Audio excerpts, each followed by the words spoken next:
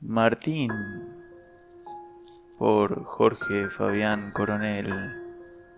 Una historia preview del libro Las mariposas de mi tumba. Martín era un hijo de puta. Está mal hablar de las personas, pero él se lo merece. Mi mamá siempre me dijo que las personas no son ni buenas ni malas, solamente actúan en base a su grado de religiosidad. A algunos les entra el diablo y a otros Dios, me decía los domingos cuando íbamos a la misa. Para mí la iglesia y todas las personas que asistían a ellas eran la misma basura. Ojo, había muchas personas que eran un pan de Dios. La señora Rebeca, por ejemplo. Esa mujer no tenía maldad para nada.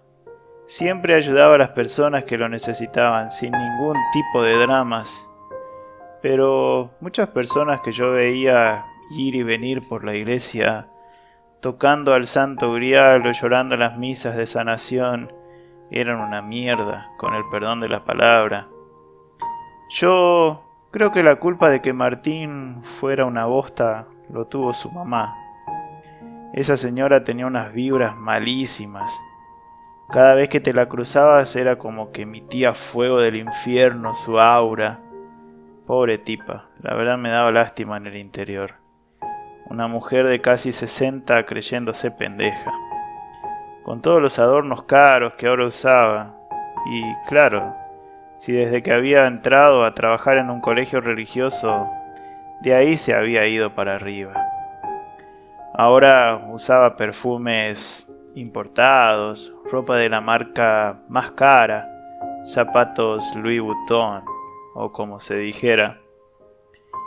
Ella contaba que Dios la había bendecido con cosas por lo buena mina que era, vieja chorra.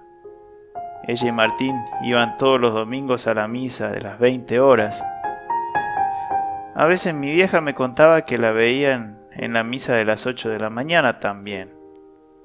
Mi vieja iba a esas misas siempre, porque a veces yo le decía que necesitaba ayuda de Dios.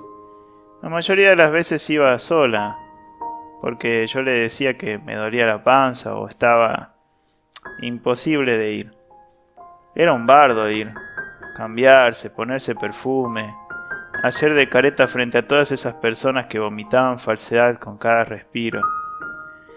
Ver a Martín me daba asco. Una vez una piba me dijo que yo le tenía ganas, que por eso capaz que le tenía bronca, y creo que en el fondo tenía razón. Nadie sabía, pero varias veces había hablado con él por redes sociales. Una vez me dijo que le parecía lindo y que quería experimentar lo que sea sentir mimos de mi parte. Como un boludo le dije que sí esa noche de verano. Él dijo que vendría a buscarme a las 1 de la mañana. Yo le dije que no había problemas. Verlo llegar fue para mí una verdadera sorpresa. Pensé que me dejaría plantado, pero no fue así. Tenía una camioneta que se había comprado con su trabajo. Soy un bobo por entrar a ese vehículo. Me hizo sentir como un príncipe. Podía creer que por un momento creí que era el único y que esos encuentros se repetirían varias veces. Dimos unas vueltas por la ciudad y aunque parezca una tontería no podía sacar mi mirada de todo su cuerpo. Me encantaba ver su barba y una sonrisa que mostraba unos dientes blancos, prácticamente perfectos. Esos ojos que tenía eran de un tamaño mediano, pero sentía que mostraban sinceridad y el reflejo de un alma correspondiente a un hombre bueno y letal. Leal, quise decir. Como era de esperarse, tomó el camino de la ruta y entramos al único motel que había en la ciudad, ubicado en las afueras de la misma. Cuando llegamos ahí sentí que debía dejar fluir mi ser, mi imaginación y todo lo que quería ser y hacer.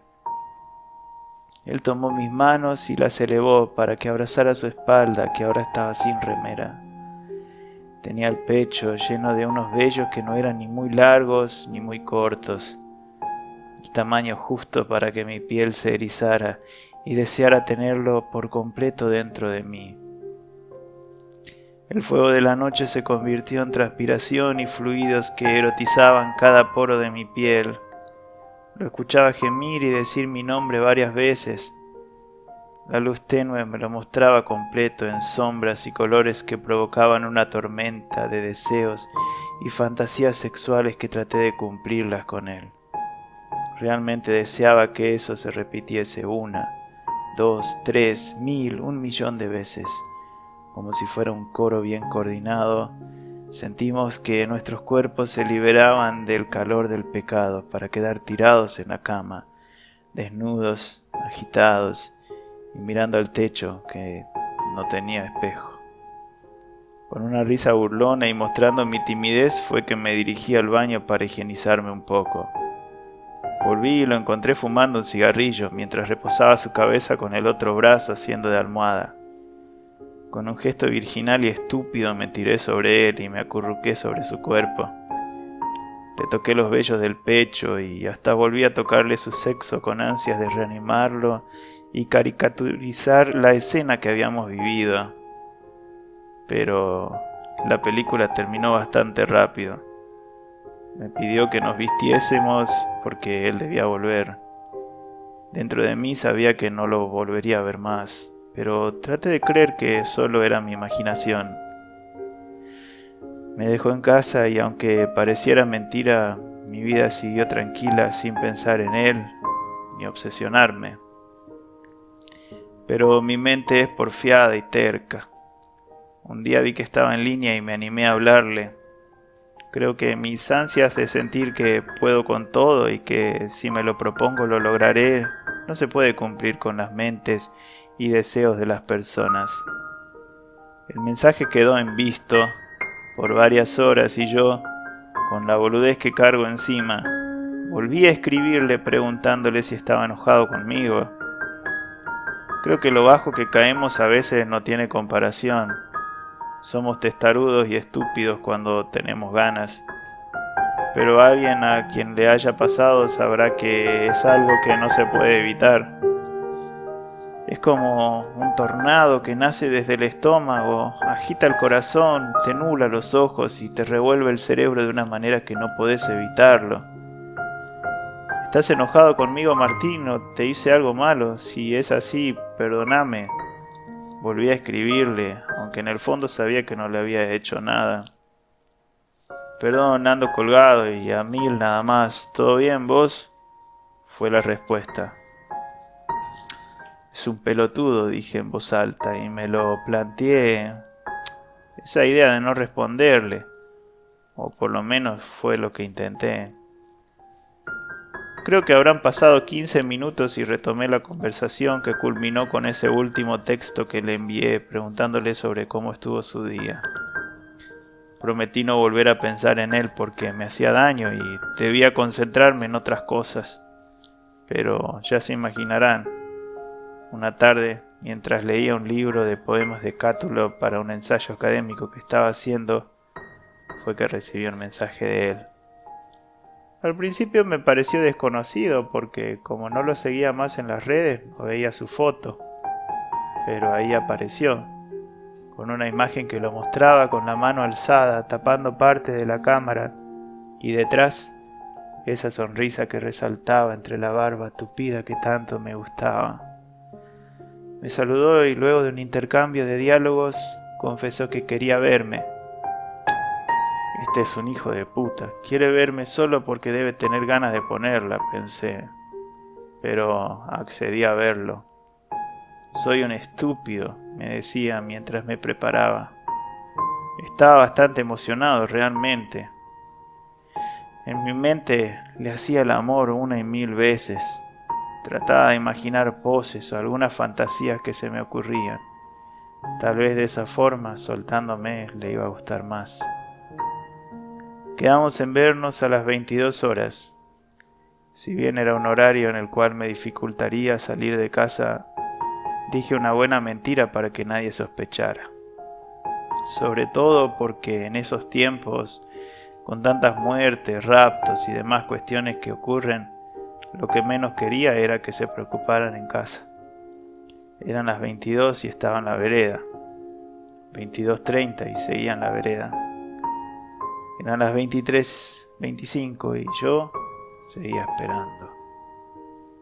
Le envié un mensaje para preguntarle si vendría, pero como se imaginarán, nunca me contestó.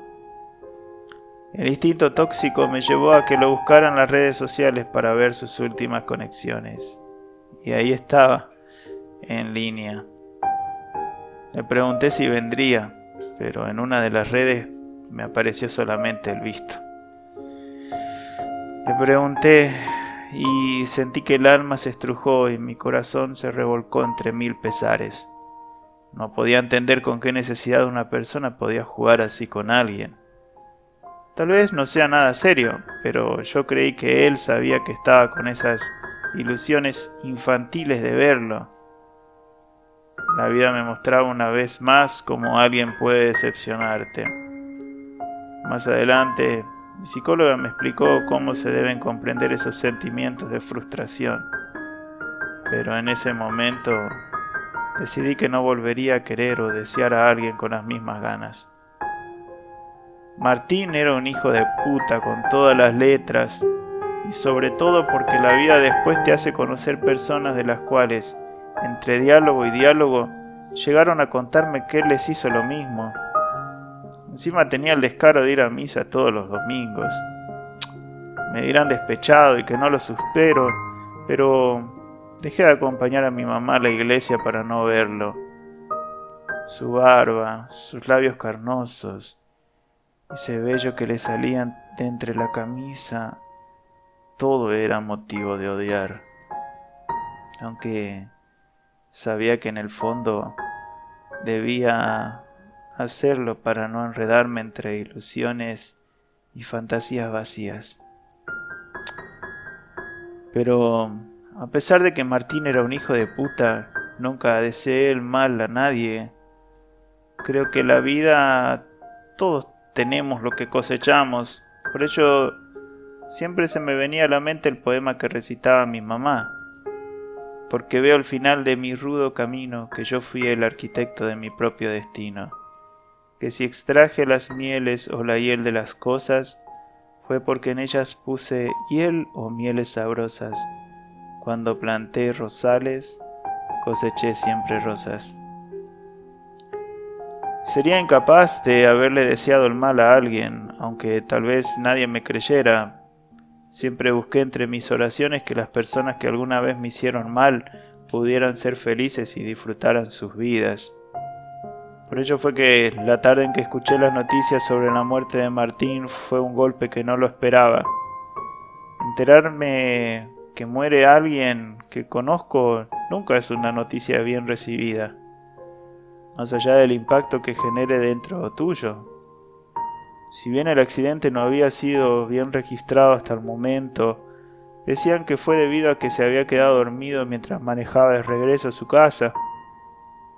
Las malas lenguas sacaban hipótesis en base a registros de datos mentales. A. Venía de otra ciudad vecina. B. Era domingo a las 7 a.m. C. Venía por un camino de tierra esquivando los controles policiales. D. Se desplazaba a una velocidad que superaba los 100 km por hora. Para muchos no, sobre todo familiares, pero la mayoría aseguraba que volvía en estado de ebriedad y fue ahí que se topó con un montículo de tierra que le hizo perder la estabilidad y volcar. El cuerpo quedó destrozado y de eso daban fe algunas fotos de esas morbosas que se filtran por mensajes. Las piernas y brazos habían sido quebrados en varias partes por la presión que ejercieron las partes estrujadas del auto. La sangre tiñó de rojo gran parte del rodado, que en algún momento fue blanco. Pero lo más llamativo había sido su cabeza. Nadie sabía muy bien cómo, pero el cráneo había sido arrancado por completo del torso, con un corte tan limpio que los peritos no podían explicar. Es como si un arma blanca de filo extremo lo hubiera cortado con una facilidad difícil de explicar. dijeron los policías en las noticias. La cabeza había sido encontrada a casi 3 metros más allá del vehículo. A todo ello, las malas lenguas volvían a decir que era el diablo que lo había hecho, o alguna especie de duende. Martín era un hijo de puta con todas las letras, sobre todo porque jugaba con el corazón de mujeres y de hombres. Pero nadie merece una muerte tan cruel como para ser velado a cajón cerrado. Dicen que su madre quiso suicidarse al momento de enterarse, pero no pudo porque lograron detenerla a tiempo. Martín era su vida entera, pero la vida te da lo que mereces, y tal vez él se merecía estar así, tapado y escondido como cuando lo hizo al jugar con varias personas. No quiero sonar como supersticioso, pero esa tarde del funeral aparecieron 3 mariposas que sobrevolaban el lugar. A todos les parecieron especies muy extrañas porque dicen que tenían colores negros como el abismo, mezcladas con tonalidades marrones. Mirá, Nelly, son las Jigokucho, dijo una señora que la tildan de bruja en ese pueblo. Cuando llegué a casa no pude evitar entrar en internet para buscar el significado, y ahí fue que quedé aterrado. Las Jigokucho, o también conocidas como las mariposas que habitan en el infierno. Martín era un hijo de puta, ya lo sé, pero nadie se merece esto. O tal vez sí.